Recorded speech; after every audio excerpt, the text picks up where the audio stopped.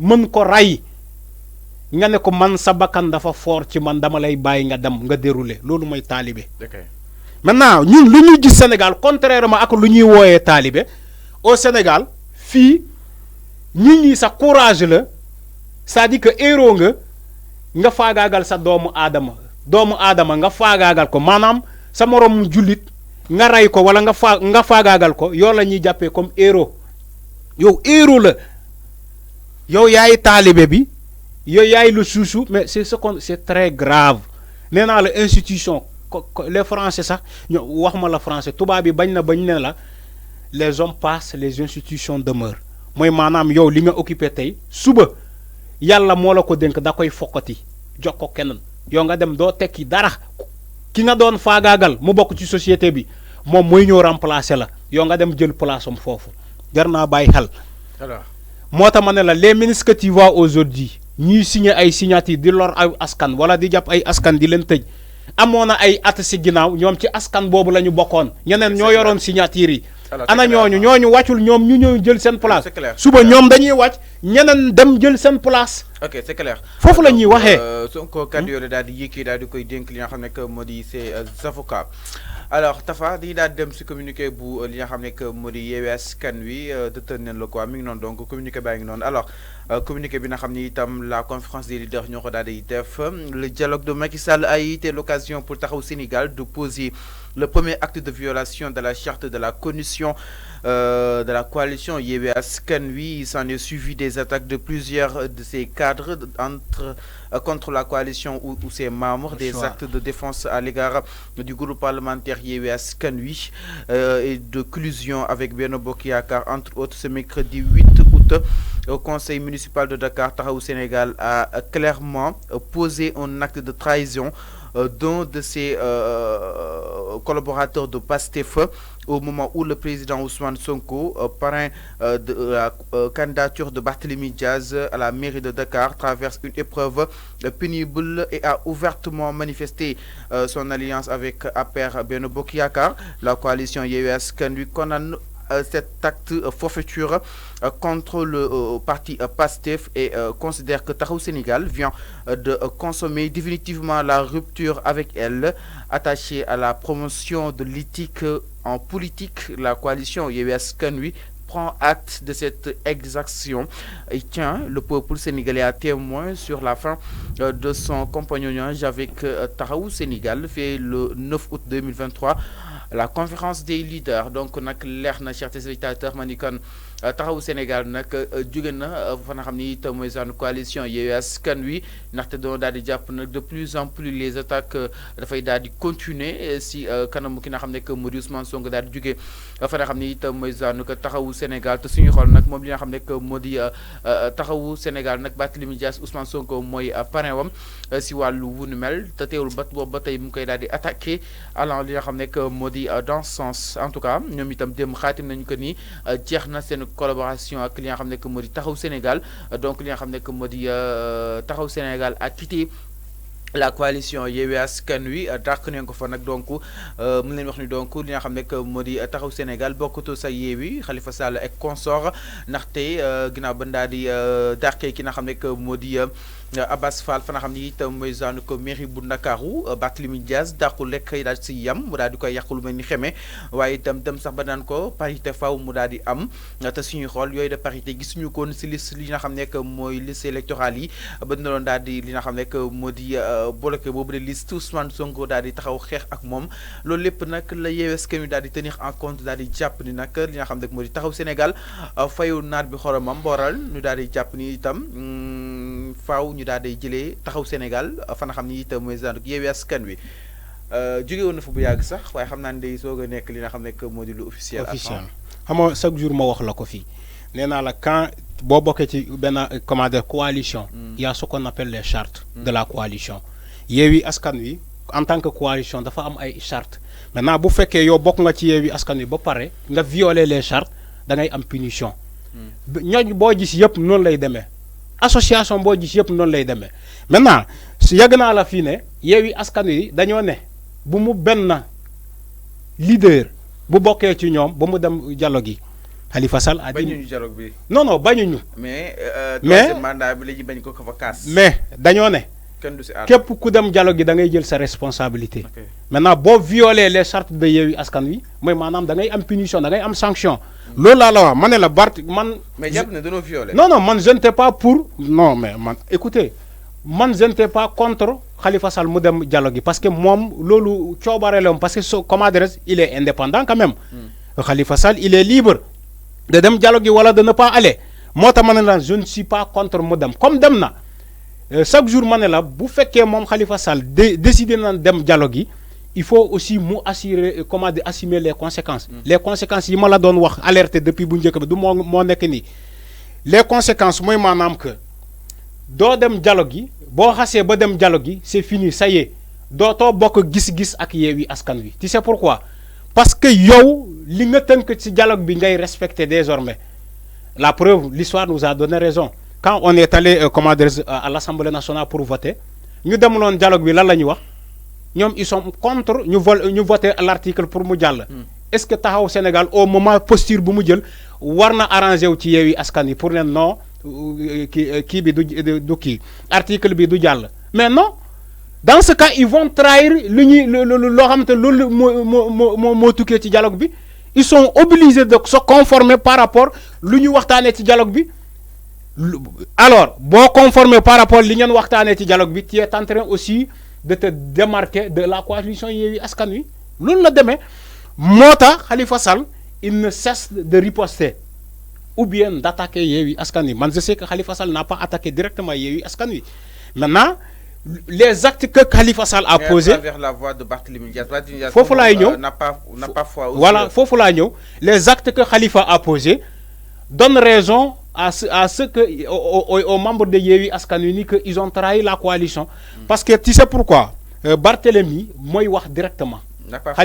Khalifa il est anodine, c'est-à-dire qu'il est aphone. Même il parle pas, il dit rien, mais il consent, il s'associe à Barthélémy sans prononcer aucun mot. Non mais c'est la même chose. Okay. L'histoire nous a donné dans l'émission de Maïmouna Ndour Faye de Cheikh Tidiane Youm, je crois. Maintenant quand Cheikh Tidiane a dit que Barthélémy Loumoua, lui Cheikh Tidiane Youm, il sait que Khalifa Sall nakari nako. Khalifa Sall a appelé directement attention pour dire à Cheikh Tidiane Youm attention man voilà man musuma wax lolo man musuma ne Barthélémy c'est que mais tout ça ça dit c'est des choses yo xamante mën nga ko wax avec le silence Barthélémy man jappuma ni que Barthélémy bu waxé une chose bo xamanté Khalifa n'est pas d'accord Khalifa dina ko recadrer dina ko ne attention li nga wax ni man anduma ci mais Khalifa ne l'a pas fait. L'histoire encore donne raison jusqu'à ce qui est en train lui xewé ci mairie de Dakar actuellement ils sont en train de démolir ñoo xamantene ci lañ bok ci alors le départ de Ousmane Sonko xamna Abass Fall Sonko su ko yóbbuwoon tey ji ñu bari neneen mo non mais bien sûr Sëñ Fallou mais le sort de Abass Fall ak d'Abass Fall lu mu ci wax ñaari phrase yi bind que ni dama lay li amul sens diversion la Sonko dama lay jox révélation tey en exclusivité dama lay jox révélation en exclusivité tey xam nga Abass Fall il voulait être maire de Dakar. Abass Fall. Non, dama lay jox ma jox exclusivité. Abass Fall voulait être maire de Dakar. Abass Fall wa Pastef mom la ñuy jiitaloon ci maire de Dakar. Ba wa Pastef ñom il voulait coûte que coûte gagner la maire de Dakar. Tu sais qu'est-ce qui a écarté Abass Fall de la mairie de Dakar?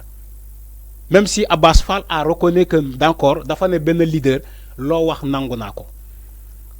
Même si vous arrangé tant que moi je suis avec toi, comme je suis avec mon papa, mané sama papa, lepp dogal bi nga jall japp ni man d'accord na. Mais c'est ça. Okay. Abass Fall a dit à Ousmane Sonko, man donte man Abass Fall, je veux être maire de Dakar, mais taxul yow lepp li nga décider man nangu nako sans aucun débat.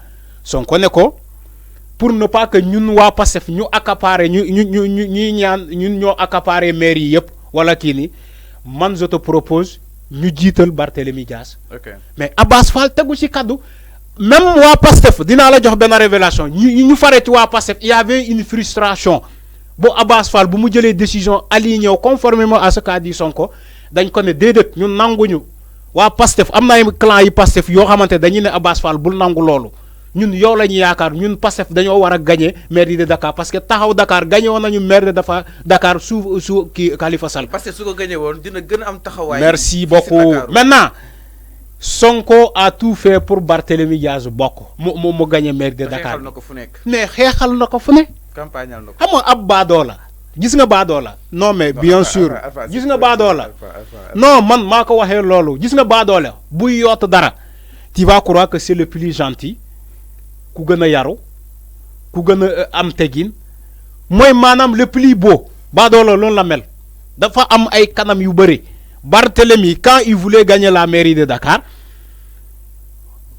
même à 3h du matin il parle avec Sonko ak Sonko loo ko mënta lu mu ko mënta waxal nangu na ko Barthélemy mais quand Sonko l'a appelé pour lui dire attention tu n'es pas un leader de Yewwi Askan Wi donc yow mënoo jël dogal da ngay xaar ay affaire yooyu ba Barthélemy tegu ci ay kaddu tegu ci dara tegu ci baat ci élection yi nii les législatives parce que il voulait être député tegu ci baat Barthélemy tey la toog di daaka sant ak Sonko parce que jàpp na dem na ba am lu mu bëgg lu mu doon yoot yëpp jàpp na ko mu ngi ci loxoom téye na ko moo tax tey il va se permettre muy téesante ay mbagg ay Ousmane Sonko di ko naan waaye di gaar wàlle xam nga Barthélemy comme jigéen moom dafay gaar wàlle non mais bien sûr quand même moom dafay gaar wàlle comment un leader ngay taxaw di naan way ñu duggee ci politique bi ñooñu ñëwagul il faut parler directement à la personne il faut pas ngay ni Ousmane Sonko moom bi ba duggee ci langue politique boobu ñëwagul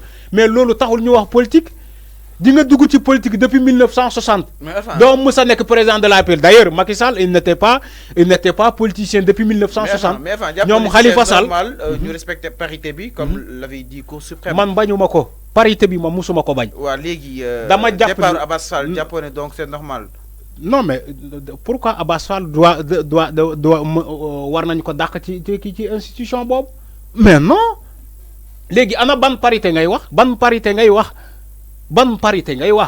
Le fait que Abass Fall soit le vice-président de la mairie de Dakar wala l'adjoint maire. Mais Sénégal pourquoi ñu bàyyi ba tey soog a naan parité. mais il y a des fins.